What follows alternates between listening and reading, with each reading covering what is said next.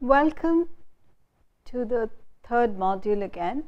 In this unit of module 3 on phonetics, we look into the sounds of English. In the last module, I introduced you to the vowels, diphthongs and consonants of RP. In this unit, I'll guide you through the vowels and diphthongs of British English, comparing it to the sounds of Indian English, to show you how the sounds of Indian English are slightly different from those of RP. That's the reason why we sound different from native speakers of English. Let me introduce you to the vowel chart first. How do we distinguish between vowels and consonants in spoken English? As opposed to written English, I said we can divide phonemes of English into vowels and consonants, but in addition to vowels and consonants, we also have diphthongs. How do we separate the vowels and diphthongs from consonants? Now that has to do with the degree of the obstruction of air when a sound is produced. When a sound is produced and when there is no obstruction of the passage of air, as the air passes from the lungs to the upwards through the vocal cords and escapes either through the nasal or the oral cavity, if there is no obstruction to the passage of air, then that sound is a vowel sound or a diphthong sound. However, when there is an obstruction to the passage of air from the lungs to as it escapes through the oral or nasal cavity, those sounds are consonant sounds. So this is how we separate the vowels from consonants. Let me first introduce you to the vowel sounds of English and then the consonant sounds. In addition, I would also look at the diphthong sounds. But before that, let's try to understand how do we produce sounds. How do we produce sounds? When we talk about the production of sounds, we need to talk about articulators. Can you guess and tell me how is sound produced? What are the articulators that we use when we produce sounds? It's very important to have a knowledge of the articulators that we use in producing sounds, because every language has a different way of using those articulators or uses different articulators to produce the same sound. And you would find, and as I give you examples, when you use this different articulator to produce a sound which seems identical to the sound of another language, the sound quality changes. So let's look at the articulators we use to produce sounds. So first of all, the air escapes from the lungs. So lungs are one important articulators, and that's why breathing is so important. And those of us who have a problem with our lungs, we have asthma or we have breathing problems, you will find that we have a breathy voice because the air is not able to escape easily. From the lungs, the next important articulator is the voice box, the most important part of the production of voice. And you must have heard people say that I have a very good voice box. Those who have good voices, those who have very clear voices, boast of having a good voice box which resonates. And from the voice box, we go to the mouth. As I speak to you, you'd find that you can see my lips moving, because the mouth is very important in the production of sound. It's a very important articulator. By mouth, we don't mean lips, however. Lips are different from the mouth. We use all parts of the different parts of the mouth when we are producing sounds, and lips are outside.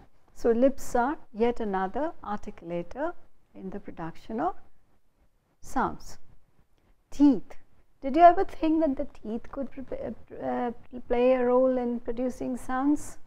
Have you ever tried to guess that people who lose their teeth, like elderly people. You'll find that there's a difference in the speech of an elderly person who has lost teeth, or who an elderly person who wears a denture. You'd find that there's a distinctive difference in the voice quality. Why? Because even though we don't realize it, our teeth also play an important role in producing sound. They are very important in articulation of sounds. Along with teeth, we have the tongue. So the other word for language is tongue. Why do we use the word tongue, zuban, tongue, for talking about languages? Because the tongue is the most important articulator. You say, he was tongue-tied, or people who have a problem with their tongue, a disability, they are not able to speak clearly. And finally, the nose.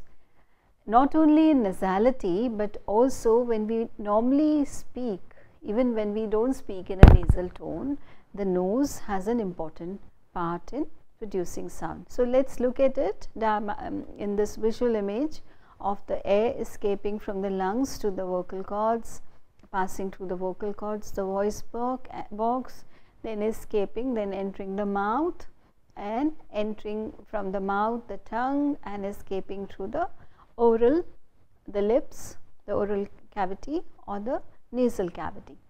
Now let me go back to vowel sounds.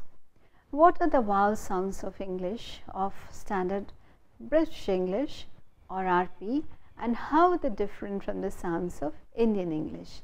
Before I show you the difference, I'll first list the sounds of RP, and I'll show you the difference between the different kind of vowels. How do vowels differ from one another? So we make a distinction between different vowels on the basis of whether we use the front of the tongue or the back of the tongue to produce that vowel sound.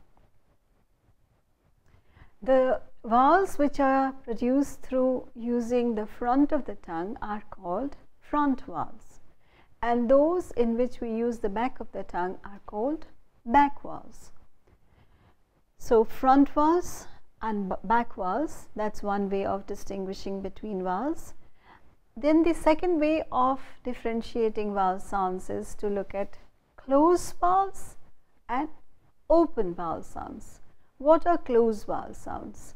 When the distance between the roof of the mouth and between the tongue and the roof of the mouth is minimal, those vowels are called closed vowels, where the tongue almost touches the roof of the mouth. And the vowel sounds where the distance between the roof of the mouth and the tongue is maximum, those are called open vowels. In between closed and open vowels, we also have categories of half closed and half open. So those where the mouth is not fully open, or where the mouth is not fully closed, where the distance is halfway between the distance used to produce closed vowels or to produce front vowels, those are called closed vowels, half close, and we can have more ranges: near close, close mid, mid, open mid, near open, and fully open. These are the two ways of distinguishing between vowels. Another way of distinguishing between vowels is about the position of the lips. What's the position of the lips when you say a vowel sound? Are the lips spread? Are the lips neutral? Or are they rounded? So let's see how these little differences change the quality of the sound. And I would introduce you to the 12 vowel sounds of RP, dividing them into close, front and half close, front, back and central vowels. Sorry, I forgot to tell you about the central vowels. A third category of vowels is those which is produced through the center of the tongue, and that's why they're called central vowels. So I'm going to take you through all these sounds with examples. So the first sound is E. I'll jump between the two slides. The first sound is E as in ship, E as in ship, or E as in pit, pit, pit, E. The second sound is a near close sound, it is not a close sound. Unlike E, E is a near close sound as in peat. So, pit and peat, peat. That is the second sound. The third sound of RP is A as in pet, A as in pet, close mid. The next sound is A as in pet, pet, A as in pet. The sound that follows after pet, which is A, which is a near open sound, is a fully open sound, and the sound is A as in part, A as in part. So, these are the 5 front vowels differentiated according to whether they are closed or open or near close, open mid or near open. This is how we differentiate between the 5 front vowels. From front vowels, let us move on to back vowels. In the back vowels, we will begin with the sound O, which is an open vowel, O as in cot, O as in cot. The second sound, the second back vowel is O as in coat, O as in coat. Mind you, watch me, the first one is O as in cot, the second one is O as in coat. Now, what is the difference between the two? One is a short sound and the other is a longer sound. So, the first O is O, the second O is O, it is a longer sound.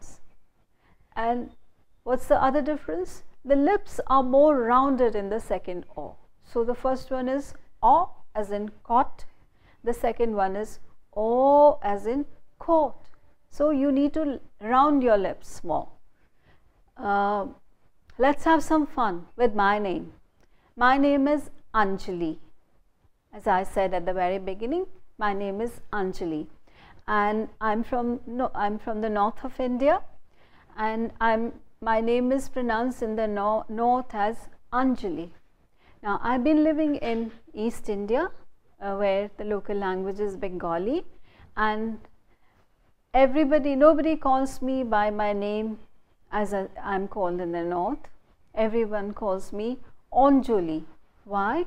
Because A becomes O, it becomes rounded, and that's why the name itself changes. So, you can choose to say the same name of a person in Hindi with the position of lips in a neutral position, or if you say the same name in Bengali, you need to round the lips. So, instead of saying Anjali, you would say Anjali, and then it becomes a Bengali sound because your lips are rounded.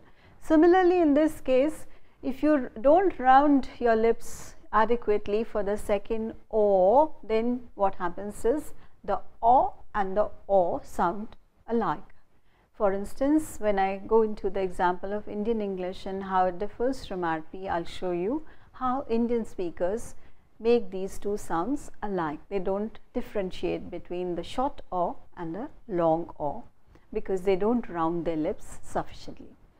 From O, which is an open mid sound, we move to a closed mid sound, which is Oo. Oo as in pool, Oo as in pool, and sorry, this is a near close sound, not close mid sound, it is a near close mid sound, which is Oo as in pool, and the final vowel is a closed vowel, which is O as in pull, O as in pull. So, how many have we completed? 5 front vowels and now we had 4 back vowels. When I was taught phonetics, I wasn't taught this fifth back vowel, but I see in this chart there's a 5th back vowel, which is O, as in a closed mid sound, O as in coat, O as in coat. So there's a 5th back vowel here. From the back vowels, let's move on to the central vowels of English. And what are central vowels? Central vowels are sounds which are produced through the center of the tongue. And what are these vowels? There are 3 central vowels. The first central vowel is A as in bud, A as in bud. The second central vowel is as in bird, as in bird. So the same sound as in bud, you have to make it longer and make it like as in bird. And then we have the final central vowel, which is A. Now this is the only vowel which has a name. This vowel is called schwa, A. And this vowel schwa is used either at the beginning of words or at the end of words. Say in a word like about, among, along, aside, awake. So instead of saying awake, along, about, aside, you need to shorten the sound and use the vowel schwa, which is A, the short A sound. At the end of words, we use it in words like sugar, bitter, better. So we don't say better, we don't say bitter, we don't say sugar, we say bitter, better, sugar. This is how we use the vowel schwa in word final positions. Now, as you saw here, vowels at right and left of bullets are rounded and unrounded. Which vowels are rounded and which vowels are not rounded? The right and left of bullets are rounded, whereas left of bullets are unrounded. The lips are in a neutral position. Let me show you the same with the example of words. So let's do a recapitulation of vowel sounds through use of words. I also use words, but here we have a list of different words to see. Ease, E as in ease, I as in his, E as in ease, I as in his, E as in take, E as in then, E as in then, A as in act, A as in act, A as in art. So let's begin from the beginning. E as in ease, I as in his, E as in take, E as in then, A as in act, and A as in art. Now let's come to back vowels and do the same. O as in ought, O as in ought, O as in no, U as in would, and U as in who. Central vowels: A as in must, as in learn, and A as in of. Okay. So here we have the 12 vowel sounds of British English or RP, and let's see how these 12 vowel sounds are different from the sounds of Indian English. What's the difference? In the first sound E, which I began with, say in the word pit, pit. What's the difference between the RP sound and the Indian English sound? There's a very slight difference, and that slight difference can tell whether a person is a speaker of RP or whether a person is an Indian speaker of English. Why and how? Because as Indians, we tend to close the gap between the mouth and the tongue when we produce this sound. So we would say pit. We close the mouth. Pit, pit, pit. And what happens when we close the mouth and make the sound? The distance between the roof of the mouth and the tongue closes completely. And we use the exact tip of the tongue to make this sound. So we say pit, bit, hit, rit, sit. Okay, that's the Indian English sound. Now let's come to the RP sound. In RP, you'd find the mouth opens a little more, and the position of the sound is little lower on the tip of the tongue. So you would hear something like pit, bit, sit, hit, rit, wit. See the difference? Pit, bit, sit, rit, hit. And and RP, sit, bit, hit, rit, wit. The mouth is open, slightly open, and therefore the distance between the roof of the mouth and the tongue increases, and the position of the sound is little lower on the tip of the tongue than it is on Indian English. This is a perfect example of how even a slightest difference in the place of articulation changes the sound. E as in sheep or peat. We don't have any problem making this sound, unlike E, which we tend to make less full than the RP sound. But many of us, particularly in East India, I have noticed that people are not able to differentiate between the short E and the long E.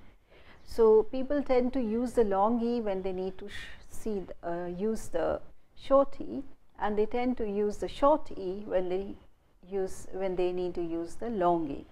So I've come across, I'm not doctored them, I've heard people say, somebody who's very articulate and who speaks,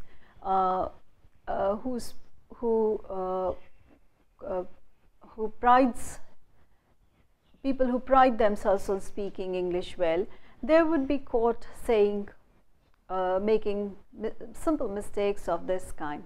I've seen this in New York. I've seen this in New York. So you say, my God, you have seen this in New York? What do you mean?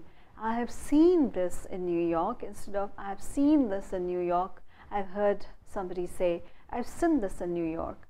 Whereas, have I committed a sin by coming late? How many kids do you have, madam?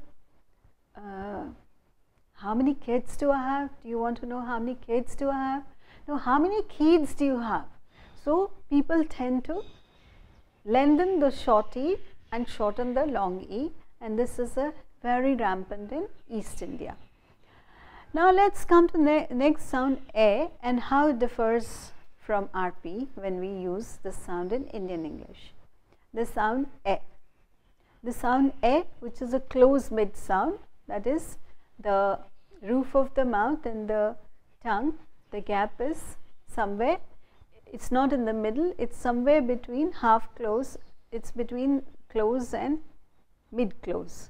That's the distance between the roof of the mouth and the tongue when we are making this sound. Now what happens when Indians make this sound A? Again, they tend to close the distance, make it completely close vowel. So you would hear people saying, give me a pen. Close the mouth fully and say, give me a pen. My shirt is red. I have a red shirt. So what happens is the sound is different when you say pen, red, head. Why you shouting at me? My head is hurting. So head, bed, shed, wed, pen. These sounds are said with almost the mouth closed. Whereas in British English, it's said as a fuller sound. So it's between, it's not mid-close, it's between close and mid-close, not fully close, it's mid-close. And you would hear people saying head, wed, red, shed, said. So what's the difference? It's little more open than the Indian English sound. And in Indian English, it's not that everyone speaks in the same way across the country. What would people say? In the north of India, particularly in Punjab, people would say head, bed, bed. So you would hear people saying, I have a double bed which looks very nice. So double bed. So a becomes a.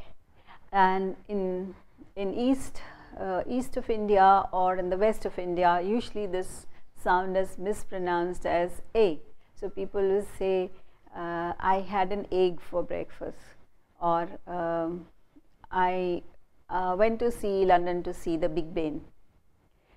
The a becomes a in West India, in particularly speakers of Gujarati. No offense intended again, because I am making fun of all communities, one and all, and also just doing it in a humorous manner to illustrate some differences and illustrate some pronunciation differences. Please don't get offended if you are a speaker of that language.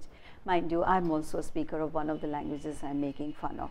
So it's neither head nor head, but I've heard my colleagues saying the head isn't come to the office as yet.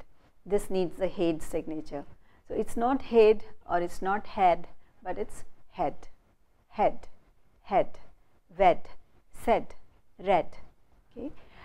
From a we go to a, pat, a as in pat, and from pat we go to a as in part. Now, what's the difference between the British sound and the Indian English sound? The difference is that we don't open our mouth, and that has to say with the etiquette of our languages. In our languages, we are taught, particularly Hindi, which I speak, or Urdu, which I hear and speak. People are taught from their childhood that when you speak, you should not open your mouth very wide. It's impolite to open your mouth with your speaking, because it doesn't look good. So most of us speak with our mouth closed. Whereas in English, Westerners, in European languages, you open your mouth, particularly English. So when we say the sound ah, we don't open our mouth fully.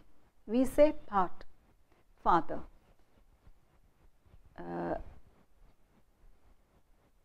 car. But a native speaker of English would say father, rather, car, part. So you need to open your mouth more. Next we come to the back vowels, and the two back vowels with which most Indian speakers have a problem, the sounds o as in cot, and the sound o as in coat. Now what happens with most of us? We say the two sounds alike. So you would say cot and cot. There is no difference between the way you say the two sounds. You would say cot, caught. You say, I caught a thief sleeping on my cot.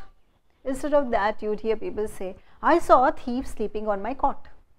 I caught a thief sleeping on my cot. There is no difference, but there should be, the second o is longer and it's also more rounded. So you say caught, not caught. Don't make it coat, caught, caught. And as it's shown in this chart, we have another sound which is similar but different, caught. So caught, court and court, like the Supreme Court. That's different because that's a close mid sound. Then we come to oo and oo, as in pool and pull. Again, in East India, people tend to make the short sound long and the long sound short. So you would say, why are you pulling my leg? I'm going to fall in the swimming pool. So why are you pulling my leg becomes, why are you pulling my leg? I'm going to fall in the swimming pool becomes, I'm going to fall in the swimming pool. So again, like in the short e sound, when we make the short oo sound, we close our mouth fully. Indian speakers, we say pull, pull. Instead of pull, you need to say pull, pull. Open your mouth and say it, pull. And if you say like that, your sound will be closer to the, it won't be completely, but be closer to the native RP sound. Now let's come to the settle vowels, and we have the same problem. A as in bud, either we make it very long. Some parts of India, we make it very long. We say bud. I have a rose bud. So the bud becomes so long. In East India, people would say bud, make it very full. In the North India, as I said, people swallow vowels, so they'd say, close the mouth and say bud. The rose bud looks very nice. Or in East India, I say rose bud is very nice. None of them is accurate because it's in between the two. Bud, bud, bud. Open your mouth and say bud, bud. Don't make it bud, bud, bud, bud. Don't say bud. Don't say bud, bud. It's bud. See, sounds are very tricky. There's a range of sounds. So if you vary the range even slightly, the sound changes. So it's so the difference is almost inaudible, but people can tell the difference, those who know. As in bird. Again, some people make the sound very long. They say bard. So bird becomes the bard of Avon. Instead of saying bird, you say bard. Curd, you say card. Can I have some card rice? No. Can I have some curd rice? Did you bring me a greeting card? So that's card. You don't say greeting curd. You say greeting card. But when you want to eat curd rice, you say, I want some curd rice, not some card rice. And finally, the sound a, which Indian speakers don't tend to use because they use the fuller sound. With this, we conclude our session or unit on the sounds of English part 1, in which I introduced you to the vowels of English, the 12 vowels of RP, and how the 12 vowels of RP differ from the vowels of Indian English. In the next unit, I'll introduce you to the diphthongs and consonants of RP and show you how diphthongs and vowels of RP differ from those of Indian English. Thank you. This is a diphthong, a double vowel sound. The shape the mouth makes changes from the beginning of the sound to the end. It's pronounced ua. Did you notice how my mouth changed shape from the beginning of the sound to the end? Ua. Now you try. Listen and repeat after me. Ua. Ua. Now here are some words which have this sound. Tu.